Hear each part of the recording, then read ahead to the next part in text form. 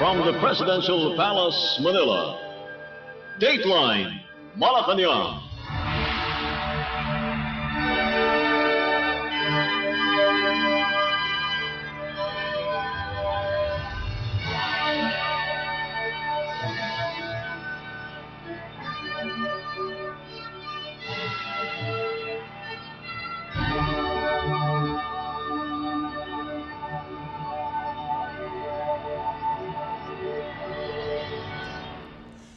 Good day. This is Dateline Malacañang. Philippine President Ferdinand R. Marcos Jr. on Tuesday joined the Department of Social Welfare and Development, or DSWD, for its 74th anniversary celebration at the SMX Convention Center in Pasay City. The DSWD formally introduced a new rights-based, family-oriented, and inclusive development model for Filipino families called Pamilya sa Bagong Pilipinas. This model features various transitions of family life across different life stages and integrates economic, social, and cultural support to help Filipino families grow and thrive while meeting their diverse needs and goals, all anchored in the administration's priority to enhance the well-being and strengthen the resilience of Filipino families. According to the department, a Pamilya sa Bagong Pilipinas compendium was launched to kick off this model, highlighting the various programs and services of the DSWD based on family life transitions and the life cycle approach. The chapters of the compendium feature three components: Bagong Pamilyang Pilipino, Bumabangon sa gitna ng mga hamon, and Maunlad at Matatag na Pamilya. Other frontline services of the DSWD, such as the registration, licensing, and accreditation, or RLA, of Social Welfare and Development Agencies, or SWDAs, and the issuance of travel permits under the Minors Traveling Abroad, or MTA, can now be accessed faster and seamlessly through the Harmonized Electronic License and Permit System, or HELPS. Let us listen to the speech of Philippine President Ferdinand R. Marcos Jr. during the event. When we were scheduling this anniversary celebration of the Department of Social Welfare and Development, I had to pause for a moment because after all, 74 years is a significant amount of time. Kung tao yan, may senior citizens card na yan. Nag-e-enjoy na ng discount sa grocery at saka sa mga priority lane. But when it comes to serving the public, the DSWD remains as sprightly, as committed, and even a better organization than it was when you began. Since your establishment, this institution has been a steady, reassuring presence for many, many, many Filipinos through countless generations. You have provided not just assistance, but behind that assistance, you have also provided hope to families rising from hardship, to communities devastated by calamities, to individuals who need to feel that their government is there by their side, ready to assist. Your vision is simple and profound: to build a resilient, inclusive society where no one is left behind. Time and again, we have seen how that vision translates into action, whether in the swift distribution of aid after a typhoon, the consistent support for struggling families, or the enduring commitment to sectors often overlooked by society. The mission does not end here. It has really just begun. Lasting change is not built overnight. It takes consistent and honest and dedicated effort. Every single centavo spent, every program that is implemented, every decision that has been made must serve a very clear purpose: to create opportunities that endure, that uplift and reach far beyond just today. One of the strongest examples of this commitment is the 4Ps. This program reflects a fundamental belief: education and health are investments in the future. Through conditional cash grants, we help families stay on track with their children's education and their health care, laying a sturdier foundation for a better life. Sa tulong ng 4Ps, mas napapangalagaan ang kalusugan ng mga bata at ang kanilang pati na ang kanilang mga magulang. Mas dumadami ang pumapasok sa paaralan at mas nabibigyang pansin ang pangangailangan ng mga kabataan na itinuturing natin pag-asa ng bayan. Just last year, more than 4 million households received support through the 4Ps. Behind these numbers lies a deeper, more profound success. Since its inception, nearly 678,000 families have achieved self-sufficiency. Ibig pong sabihin, kaya na nila na itaguyod ang kanilang sarili dahil may kumpiyansa at pag-asa sila para sa mas maliwanag na kinabukasan. More than 1 million high school students have graduated. Nearly 470,000 elementary school children have completed their primary education. And amongst those graduates, 40,000 individuals have passed their licensure examinations, and 65 of them stood out, earning spots amongst the top examinees in their respective fields. Yet we know that progress requires more than just assistance. It demands that opportunities be built so that they may earn and they may grow. While the implementation of the Sustainable Livelihood Program, or SLP, we empower our fellow Filipinos with the skills, with the resources, most importantly, the knowledge to improve their livelihoods, whether through micro-enterprises or stable employment.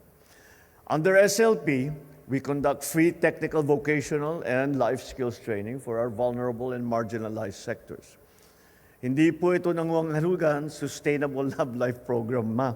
Baka kasi may magtanong siya, Sir, meron bang training para sa mga pusong laging nalulugi? Yan yung mga personalities without jowa. Nangunguna na dyan yung inyong kalihim. So masyadong masipag itong ating sekretary. Wala nang panahon para magromansa.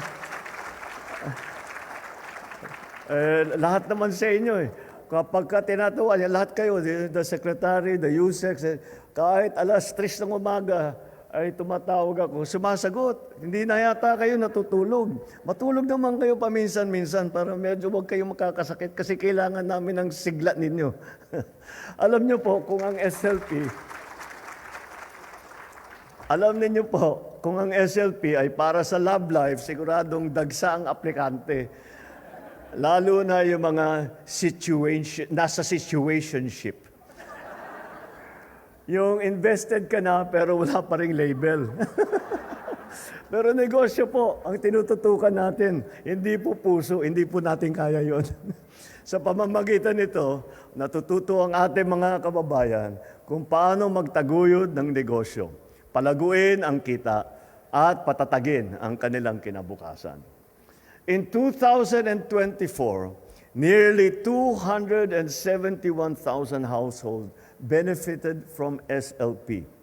While we focus on the future, we also honor those who built the foundations of our present. Our senior citizens who have dedicated decades of their lives to hard work to help our nation. They deserve comfort, dignity, and peace of mind in their twilight years. And through the social pension for indigent senior citizens, we deliver financial aid to help cover their daily necessities and medical expenses. Hindi na mangangamba ang ating mga senior kung saan kukuha ng pambili ng gamot o panggastos na pang-araw-araw. In 2024, nearly 4.3 million senior citizens received social pensions.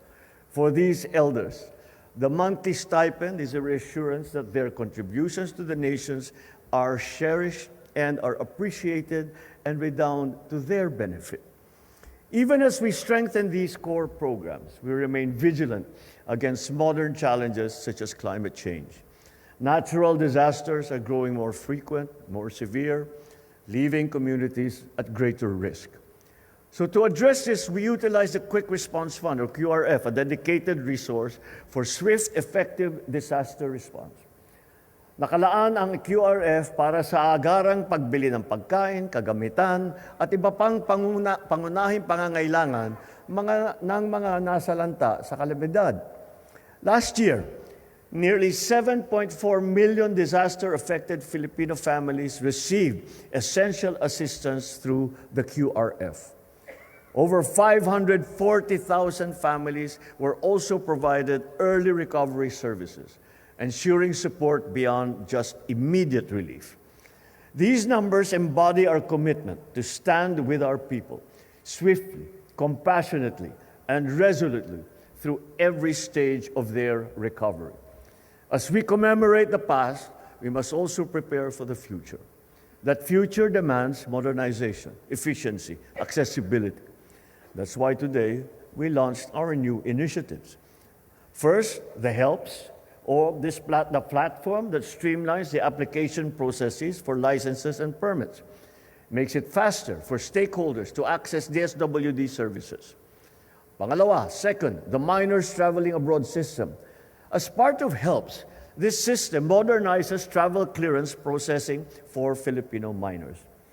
Pinadadali at inaayos nito ang proseso para sa mga magulang at tagapag-alaga habang tinitiyak ang kaligtasan at kapakanan ng mga batang Pilipinong bumabiyahe sa iba't ibang bansa. And lastly, the Pamilya sa Bagong Pilipinas program. This initiative aims to strengthen family development and welfare in every stage of life, recognizing that nurturing households are the cornerstone of a thriving nation. Sa programang ito, susuriin natin ang kalagayan ng bawat pamilya upang matukoy ang kanilang tunay na pangangailangan. Kasabay nito, ipapatupad natin ang mga angkop na kalinga upang matiyak ang tulong ng gobyerno na wasto, sapat at tumutugon sa kanilang mga sitwasyon. These endeavors reflect a government that listens and that responds, a government that evolves to meet the needs of its people.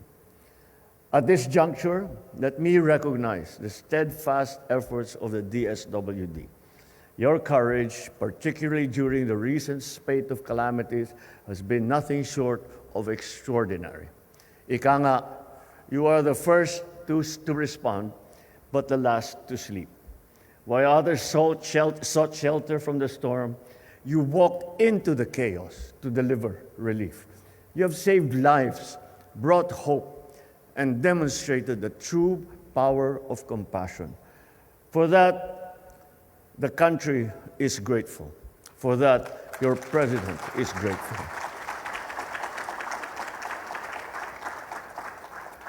To my fellow Filipinos, the success of these programs does not rest on the shoulders of the DSWD alone. It requires our collective determination, support, and our effort. Let us build the Bagong Pilipinas, a nation where every citizen has a chance to dream, to strive, to succeed. A country where compassion is not merely a value but a way of life. A Philippines where no one gets left behind. You just heard Philippine President Ferdinand R. Marcos Jr. Dateline Malacañang.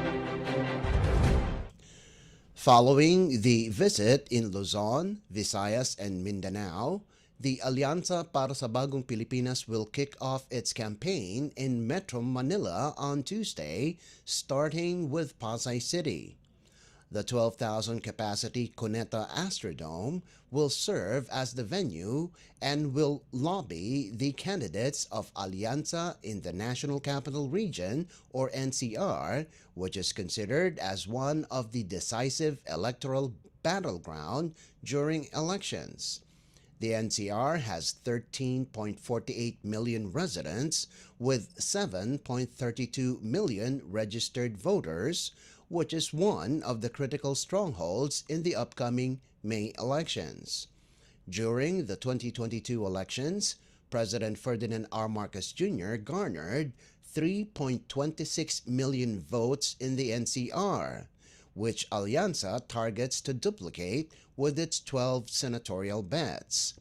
Alianza campaign manager and Navota City Representative Toby Tiangco said, just like the first three campaigns, President Marcos Jr. will be present to support the administration's senatorial slate. A widespread and aggressive campaign to other provinces will follow in the coming days. Dateline Malacañang. Philippine President Ferdinand R. Marcos Jr. is confident of more cruise ships docking in the country's ports as he called on cruise lines to strengthen their collaboration with his government.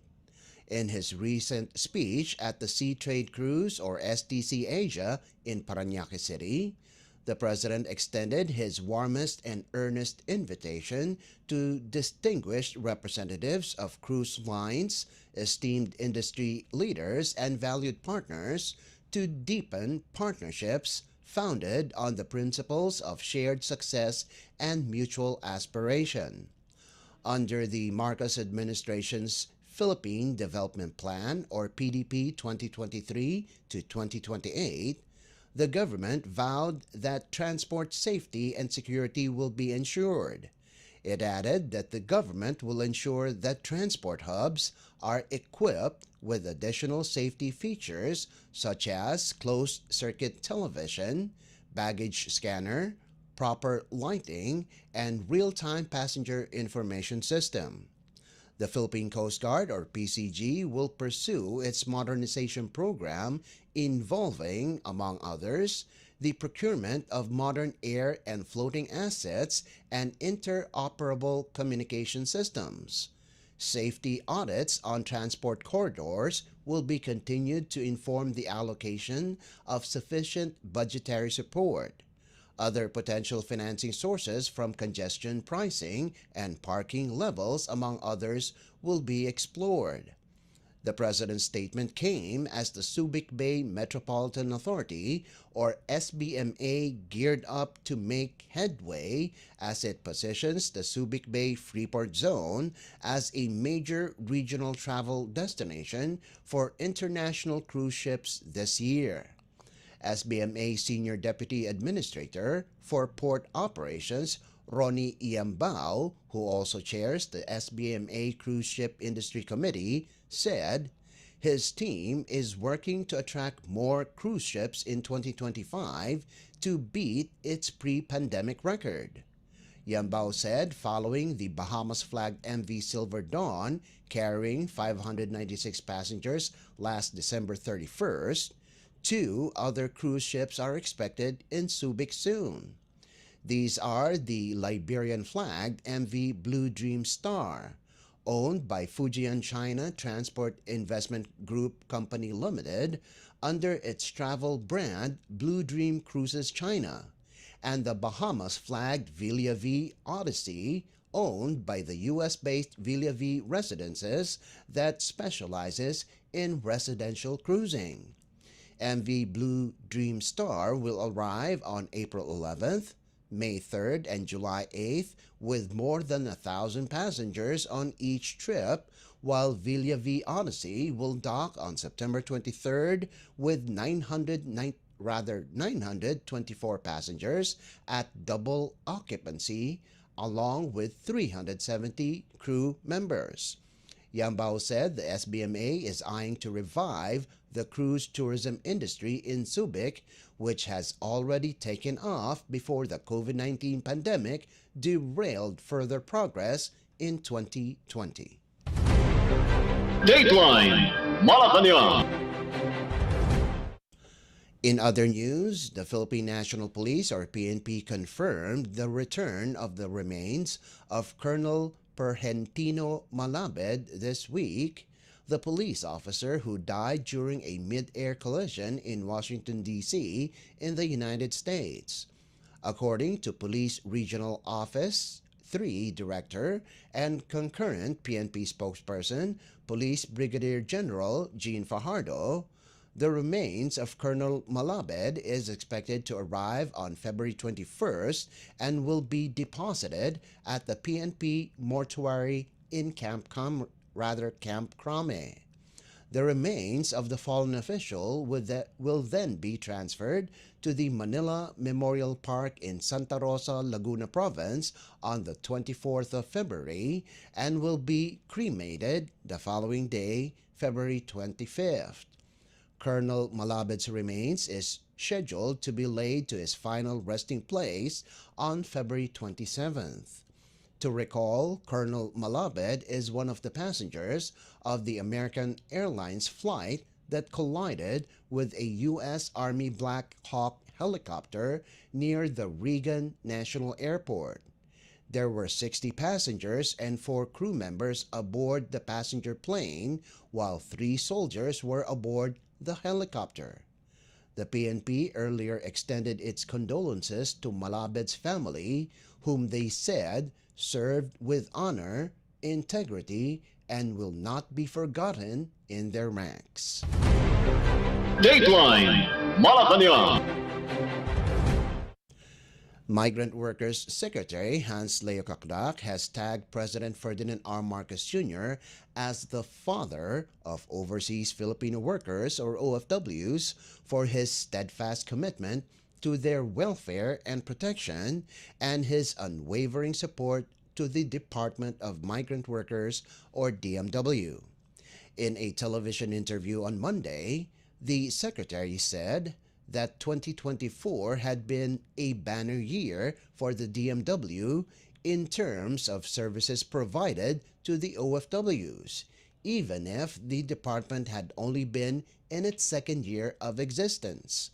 Kakdak said President Marcos ordered the increase of benefits under the DMW's Action Fund from a flat rate of 30,000 pesos assistance.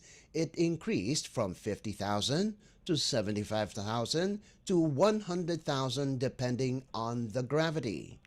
Action Fund or the Agarang Kalinga at Saklolo para sa mga OFW na nangangailangan or immediate protection and relief for OFWs in need is used for legal, medical, financial, and other forms of assistance to OFWs, including repatriation, shipment of remains, evacuation, rescue, and any other analogous help or intervention to protect the rights of Filipino nationals.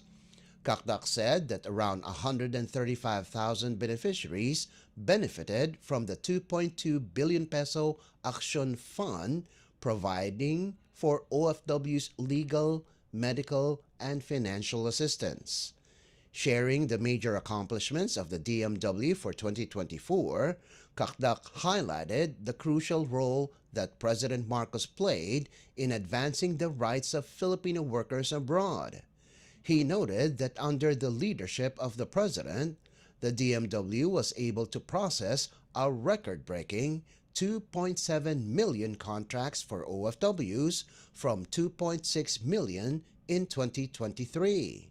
Kakdak said this reflects the DMW's strengthened regulatory efforts to ensure that OFWs are properly documented and their rights are upheld. As a regulatory agency and in line with their commitment to combat illegal recruitment and human trafficking, he added that 15 illegal recruitment establishments have been shut down and 71,000 illegal recruitment sites were taken down from various social media platforms such as TikTok and Facebook.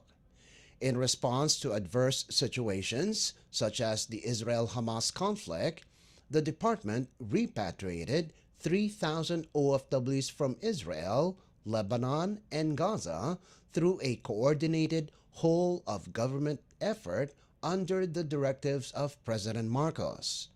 Meanwhile, Kakdak attributed the success of the OFW hospital in Pampanga province to the chief executive's commitment to OFW healthcare. He said the hospital served over 86,000 patients in 2024, with additional funding from the President ensuring the expansion of medical staff positions to meet the growing demand for its services. Additionally, in December of 2024, President Marcos led the groundbreaking for a new cancer care center at the OFW hospital, designed to serve cancer patients among OFWs, including their families. Dateline Malacañang. Still on the Department of Migrant Workers, the Philippines DMW is implementing stricter measures for overseas Filipino workers or OFWs going to Kuwait to ensure their safety. In an interview on Monday, DMW Secretary Hans Leo said this is in response to the recent tragic cases involving OFWs. Instead of an outright deployment ban, he said, the government is enforcing tighter screening processes not only for the Filipino workers but for their prospective employers as well. Kakdak said the process is problematic because the OFW has no idea about the employer and it might breed misunderstanding and conflicts. Under the Know Your Employer requirement, workers will have a mandatory video call with the employer before departure. He said the process will familiarize both parties with each other and will reduce risks of exploitation or abuse. Kakdak said the DMW will likewise enforce stricter employer qualifications, including background checks for any criminal records, their financial capabilities, and track records in handling workers. Meanwhile, employers and recruiters in both Kuwait and the Philippines will be subject to a whitelisting system to ensure only compliant entities can hire OFWs. For a long time, OFWs, he said, the DMW is enhancing its electronic monitoring system to track their well-being. This will include a kamustahan system, allowing OFWs, including returning workers, to report their conditions via text, email, or social media platforms. Dateline Malacañang. And finally, personal remittances from overseas Filipinos or OFs reached an all-time high of $3.73 billion in December last year. This increased by 3% from the $3.62 billion recorded in December of 2023. The registered increase came from both land-based and sea-based workers. For the whole year, a total of remittances reached $38.34 billion for 2024, 3% higher compared to the $37.21 billion in 2023. The amount represents 8.3% of the country's gross domestic product or GDP and 7.4% of the gross national income or GNI. Meanwhile, cash remittances that were coursed through banks reached $3.38 billion in December of 2024. The said increase in cash remittances came from the United States, Saudi Arabia, Singapore, and the United Arab Emirates. Dateline Malacañang. Before we conclude our program, Radyo Pilipinas World Service of the Presidential Broadcast Service is heard over the following shortwave frequencies: 9.475 MHz, 15.640 MHz, and 17.820 MHz. You can also visit our Facebook page and YouTube channel at Radyo Pilipinas World Service. You'll be able to hear and view our Filipino and English programs, including news updates here in the Philippines. Kindly subscribe, like, and share our posts as well. And that concludes this edition of Dateline Malacañang. For Radyo Pilipinas World Service, this is Leo Magpayo. Good day and stay safe. From the Presidential Palace, Manila, Dateline Malacañang.